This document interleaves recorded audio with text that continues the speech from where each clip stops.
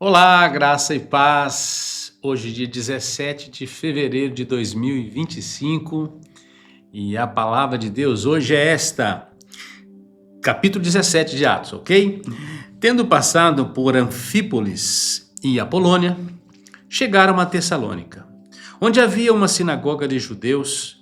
Paulo, segundo seu costume, foi procurá-los e por 3 sábados arrazoou com eles acerca das Escrituras, expondo e demonstrando ter sido necessário que o Cristo padecesse e ressurgisse dentre os mortos, e esse dizia a ele: é o Cristo Jesus que eu vos anuncio. Alguns deles foram persuadidos e unidos a Paulo e Silas, bem como numerosa multidão de gregos piedosos e muitas distintas mulheres. Os judeus, porém, movidos de inveja, trazendo consigo alguns homens maus dentre a malandragem, ajuntaram-se à turba e alvoroçaram a cidade, assaltando a casa de Jason, procuravam trazê-los para o meio do povo. Porém, não os encontrando, arrastaram Jason e alguns irmãos perante as autoridades, clamando: esses que têm transtornado o mundo chegaram também aqui, os quais Jason hospedou. Todos esses procedem contra os decretos de César, afirmando ser Jesus outro rei. Tanto a multidão como as autoridades ficaram agitadas ao ouvirem essas palavras. Contudo, soltaram Jason e os mais, após terem recebido deles a fiança estipulada.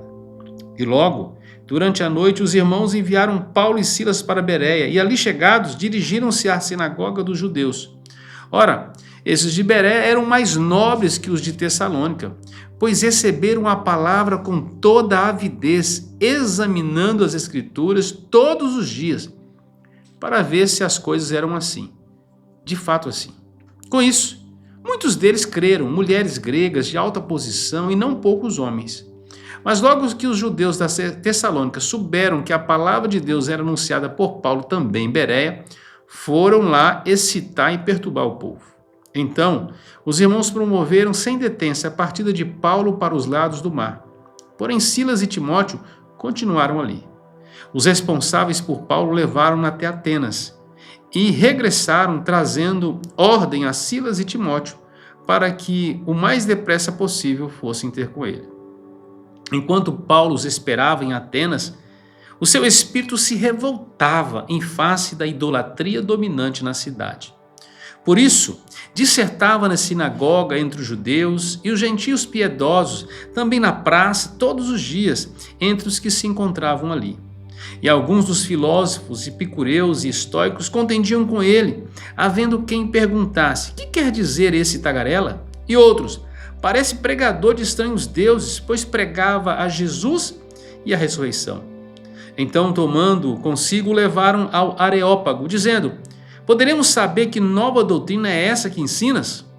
Posto que nos trazes aos ouvidos coisas estranhas, queremos saber o que vem a ser isso. Pois todos de Atenas e os estrangeiros residentes de outra coisa não cuidavam senão de dizer ou ouvir as últimas novidades. Então Paulo, levantando-se no meio do Areópago, disse: senhores atenienses, em tudo vos vejo acentuadamente religiosos, porque passando e observando os objetos do vosso culto, encontrei também um altar no qual está escrito: ao Deus desconhecido.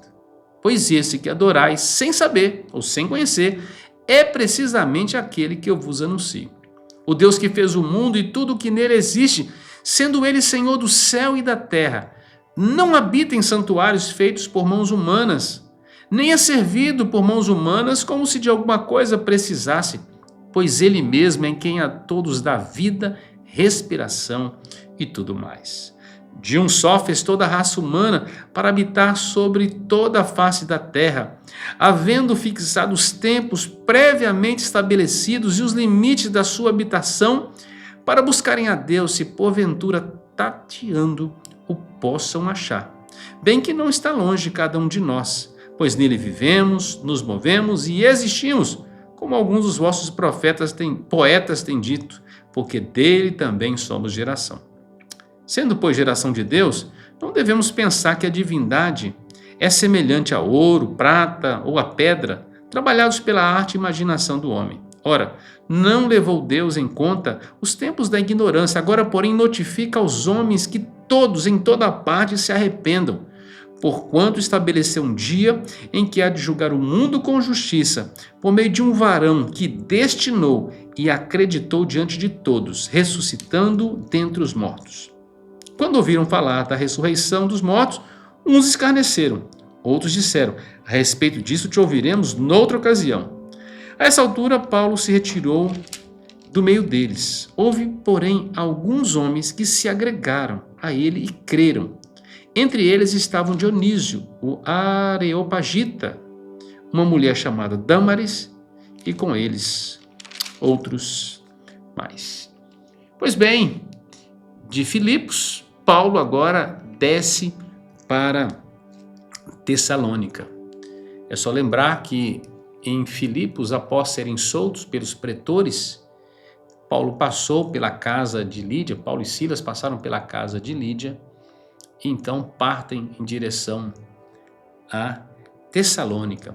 Chegando em Tessalônica, vão anunciar por 3 sábados numa sinagoga, muitas pessoas são alcançados, mas ali começa já um grupo de judaizantes perseguidos, de judeus perseguidos. Na verdade, essa perseguição é antiga. Na primeira viagem missionária, quando chegou na segunda cidade do trabalho, já tendo atravessado o mar, subindo ali pelo sul da Ásia Menor, Paulo já começou a ser perseguido na Panfilha e depois na Antioquia da Psídia, Icônio, Listra, onde ele foi apedrejado. Ou seja, do lado de cá do mar já havia perseguição. Agora, do outro lado, saindo de Filipos, em Filipos, Paulo foi preso, foi açoitado.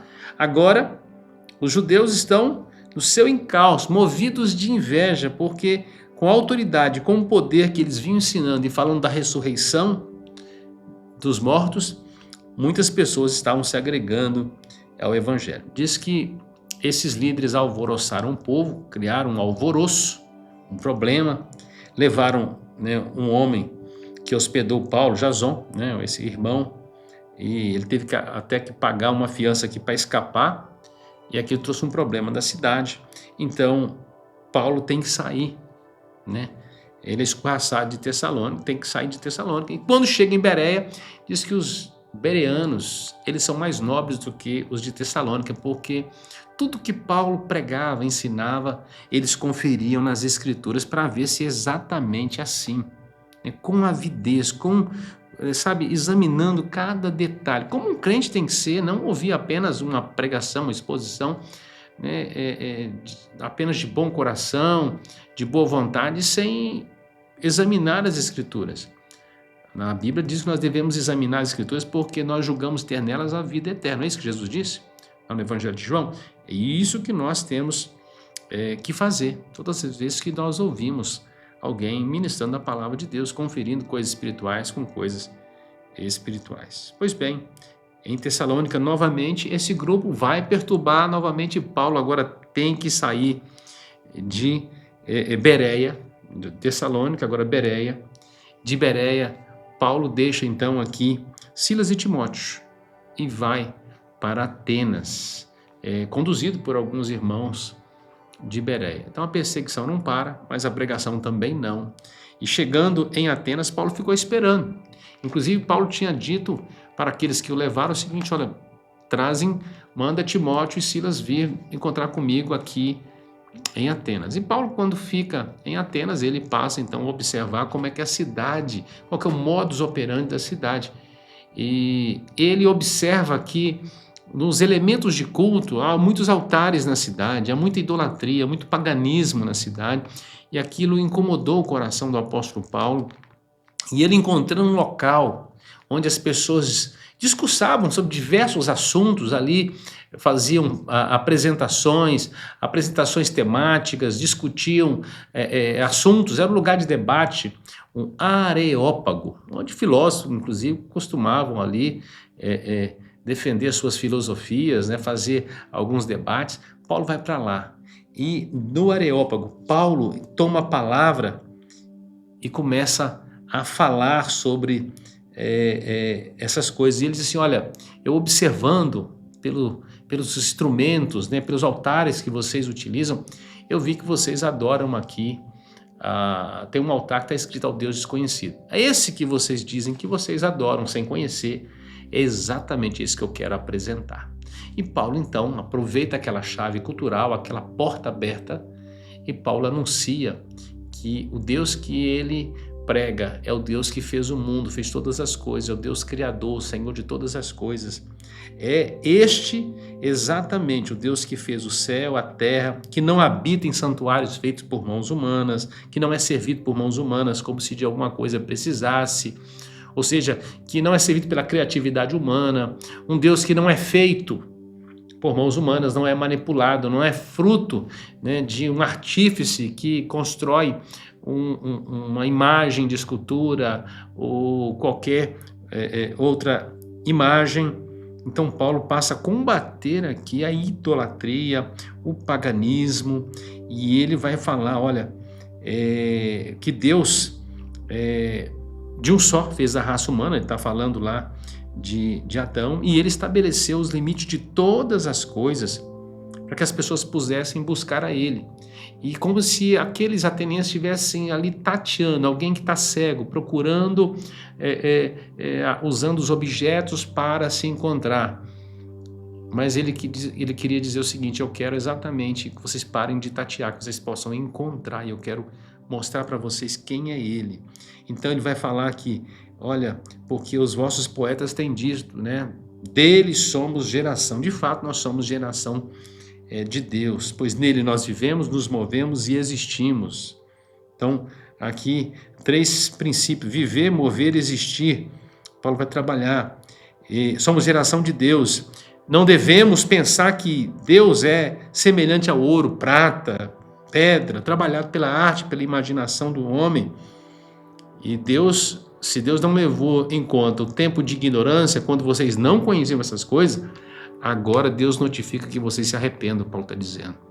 Ou seja, não dá mais para ter esse culto pagão que vocês têm. Eu estou anunciando a ressurreição dos mortos, e Deus estabeleceu um dia para julgar a todos, através de quem? De Jesus, do varão que Deus predestinou para isso, e acreditou diante de todos, para julgar o mundo com justiça, ressuscitando entre os mortos.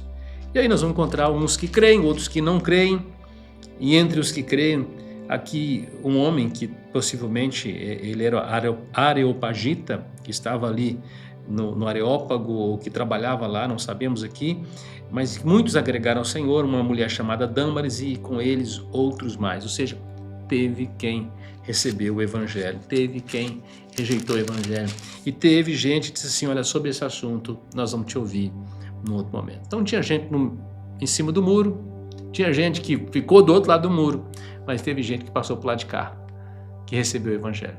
Pois bem, sempre é tempo de semear a palavra de Deus, a tempo e a fora de tempo.